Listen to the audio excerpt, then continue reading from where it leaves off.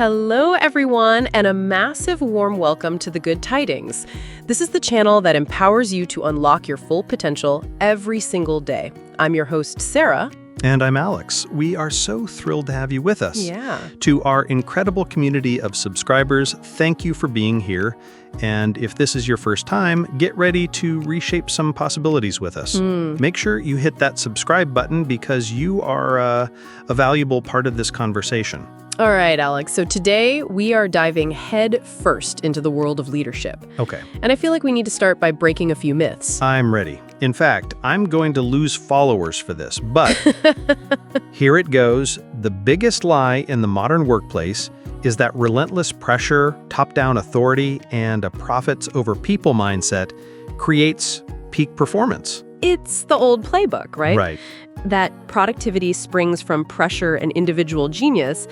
But the most groundbreaking research from companies like Google and, top universities points to a radical opposite truth. Okay. Your ultimate competitive advantage isn't your product. It's how well you understand and support your team. Exactly. We're talking about a new paradigm, leading with empathy. And let's be crystal clear, this isn't some soft, fluffy ideal. No. It's a disciplined, hard-edged management system designed to deliver measurable results. Right. It all hinges on one powerful mechanism: psychological safety. Let's put a pin in that because it's maybe the most important concept we'll discuss. Yeah. Harvard professor Amy Edmondson defined it perfectly. Psychological safety is, and I quote, a shared belief that the team is safe for interpersonal risk-taking. Think about that. It means you can admit a mistake, ask a question you're worried is dumb, or pitch a completely wild idea without fearing you'll be humiliated or punished. It's basically the fertile soil where great ideas can actually grow. Exactly. Google's landmark Project Aristotle is the perfect illustration. So they spent 2 years analyzing hundreds of their teams to find the secret to effectiveness. Wow. They were assuming it was about, stacking teams with A players. They were wrong. So wrong.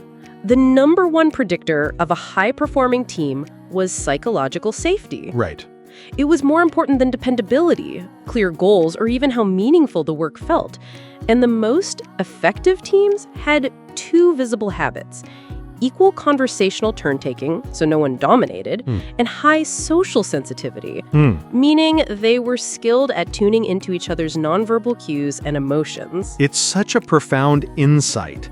A slightly messy meeting where everyone feels heard is infinitely more productive than some polished one where only the 2 loudest voices speak. So true. Why? Because the team is learning and iterating out loud in real time. Yeah. That's the engine of innovation. And Alex, the numbers that back this up are they're staggering. Oh, yeah? Let's talk return on investment. So Gallup's 2020 meta-analysis is a beast. It covers 2.7 million employees across 96 countries. Wow. It found that business units in the top quartile for employee engagement, which is built on this foundation of trust and empathy, outperform the bottom quartile by 23% in profitability. Let that sink in. Not 2 or 3%. No. 23%. And that's not all. They also saw 18% higher sales productivity and a staggering 78% less absenteeism. Whoa. This isn't a minor tweak. It's a massive enterprise-level advantage. It is. Leading with empathy isn't just humane, it's a direct lever for financial performance. But there's a common trap here, a pitfall we need to talk about. Okay. Empathy isn't just about absorbing everyone's feelings. Right.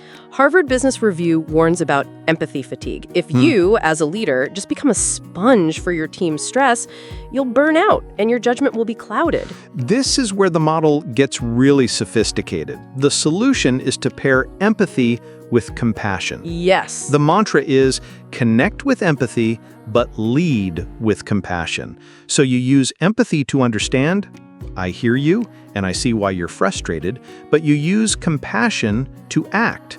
Here is the fair, decisive action we will take that aligns with our standards and goals. It's the difference between absorbing emotions and responsively supporting people. That distinction is everything. Yes. It's what makes this a sustainable system. Yes. And McKinsey's research, it gives us a clear roadmap for how to build it. Okay. They found that leader behaviors fall into different categories, and authoritative, top-down actions actually depress safety. Right. The magic starts with supportive and consultative behaviors. Supportive is showing you genuinely care for people as individuals. Right. And consultative is actively seeking their input before you make a decision. You have to build this foundation of safety first. Yeah.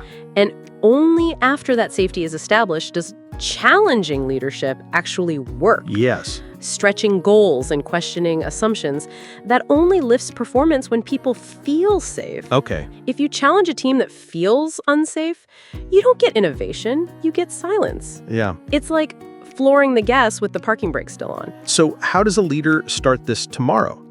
We love this idea of a 90-day empathy to performance sprint. First, days 1 to 30, listen and baseline. Run a quick anonymous psychological safety pulse survey. Good idea. In your next team meeting, go around the room and have each person share one thing that helps or hinders candid collaboration. Okay. Your only job as the leader is to listen and summarize what you heard.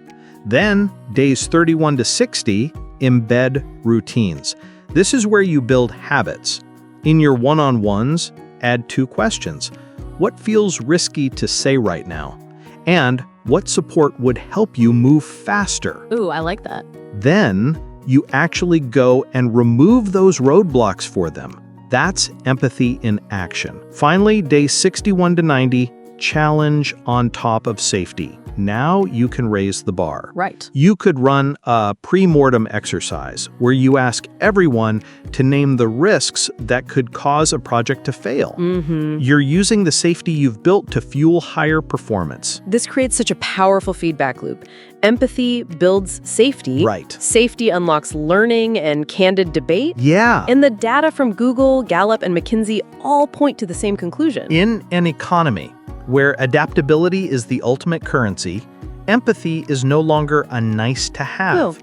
It's the core operating system for high-performing teams. Totally. The question is no longer if empathy belongs at work, but whether any company can afford to lead without it in the 21st century. The evidence suggests they cannot. And that brings us to our question for you, our listeners. We really want to hear what you think. Yes. Based on everything we've discussed today, what is one small, concrete action you could take this week to begin building a more psychologically safe environment for your team, or even just for your colleagues? Drop us a comment below. We genuinely love to read your ideas.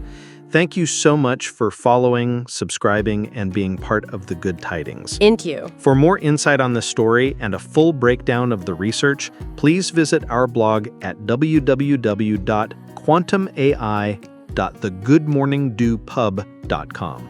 Until next time, keep growing.